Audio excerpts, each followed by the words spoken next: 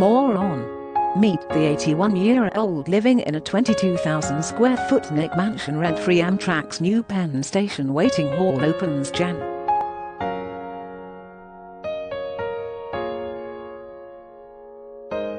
One media power couple with ties to Valerie Plane's scandal asked $3.4 million for downtown spread new Dorothy Parker-branded tower hopes to lure a literary crowd clad in fake stone face and mostly shorn of its old clapboard and ornament. The dingy, two-story house at Riverside Drive and 159th Street isn't much to look at.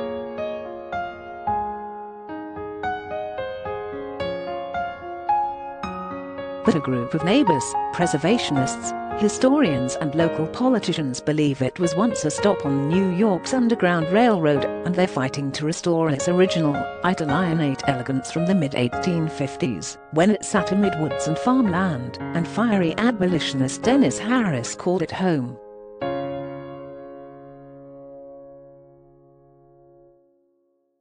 First, though, they have to save it from the wrecking ball. It's beyond frustrating, because you feel the history when you stand there, Manhattan Borough President Gail Brewer told the Post.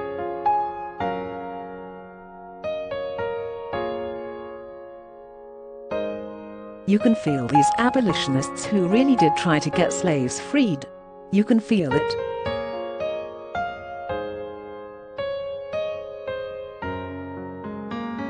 And the idea of tearing it down for a 13-story building, that means nothing, is heart-wrenching, she said.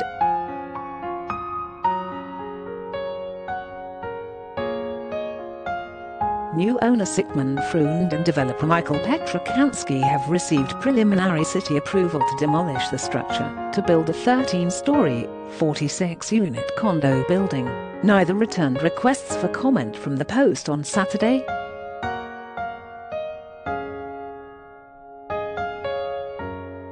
Meanwhile, the house has a crowd of local advocates on its side, including Harlem historian and preservationist Michael Henry Adams.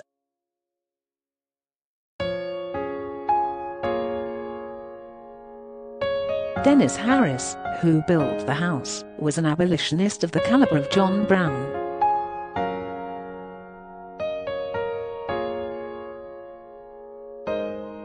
It's unlikely that if he used his other properties, that he didn't use this one, Adams told the Post.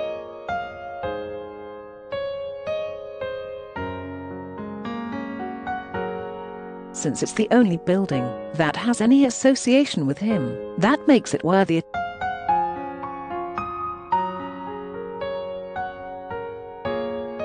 Close quote. Historian Joseph Amodio, who prepared a 36-page report that was submitted to the City Landmarks Commission, detailed the home's significance.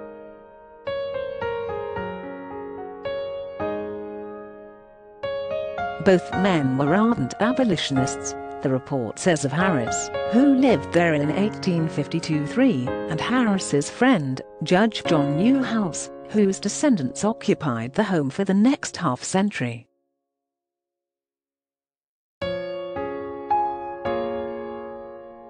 Harris, a Methodist minister and sugar refinery magnate, used his Vestry Street and West 158th Street pulpits to preach abolition, and his shipping wharfs along the Hudson to help bounty-hunted Southern slaves steamboat to northern freedom, writes Amodio, citing Pulitzer Prize-winning slavery authority Eric Foner in his report.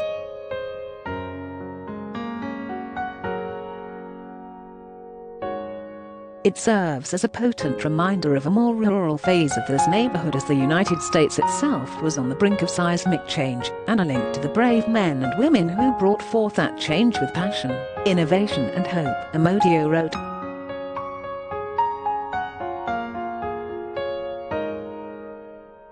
The local community board and the Upper Riverside Residents Alliance, which has set up a website arguing for preservation, have lobbied City Hall and enlisted historians to document the structure's significance.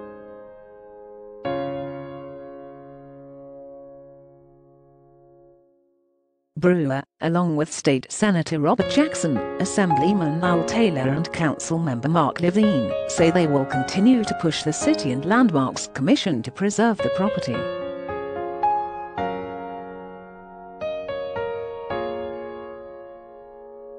But in December, the commission rejected their arguments flat out, essentially arguing that the building looks nothing like it did 170 years ago, when Harris lived there.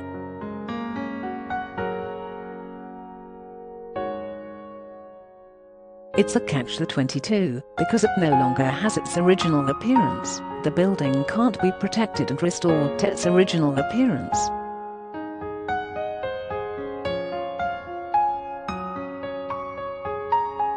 Staff review of 857 Riverside Drive determined that it does not appear to retain the integrity necessary for consideration as an individual landmark due to the extensive modifications that have been made to the house and its architectural details, Commission Chair Sarah Carroll wrote on December.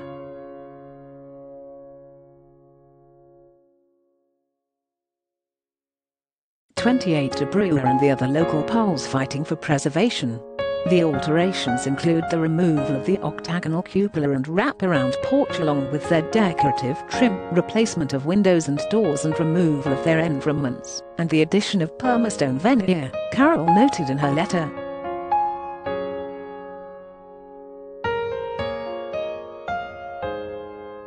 Still, Gracie Mansion was restored despite decades of prior alterations, Adams noted.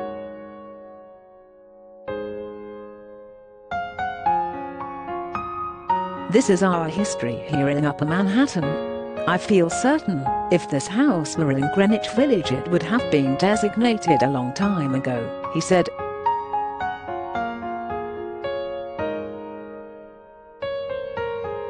I'll tell you the basic problem with the mayor. He's a reverse snob, Adams said.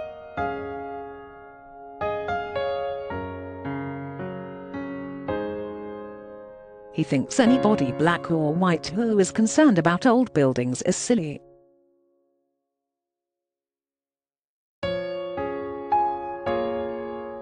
He thinks affordable housing is the only thing.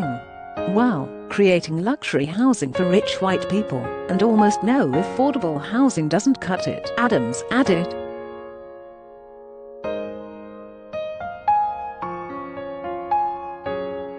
That is a dead way of thinking, and I hope we're going to have an end to the growing inequality in our city.